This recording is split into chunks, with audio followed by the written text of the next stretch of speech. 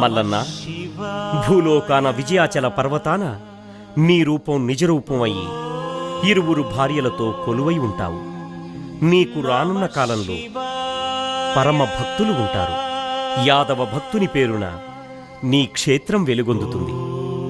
బలిజవంశం వారు పూజలు చేయగా నిండు పూజలను అందుకొని సదా భూలోకాన భక్తులను భూత ప్రేత పిశాచాల బారి నుండి కాపాడి భక్తుల ఇంట సిరి సంపదలు కుమ్మరిస్తుంటావు. ఇదే నా ఆశీర్వాదం. ధన్యోస్మి తండ్రి, ధన్యోస్మి. నాదో చిన్న కోరిక తండ్రి, చెప్పు మల్లన్న. తండ్రి పరమేశ్వర, నీ అంశనే నన్ను భూలోకాన రాజుగా చేసింది.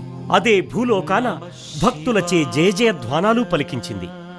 తండ్రి, ఇక నీవు కూడా రాజులకు రాజుగా రాజరాజేశ్వరునిగా నా ప్రక్కనే కొలువై ఉండు తండ్రి.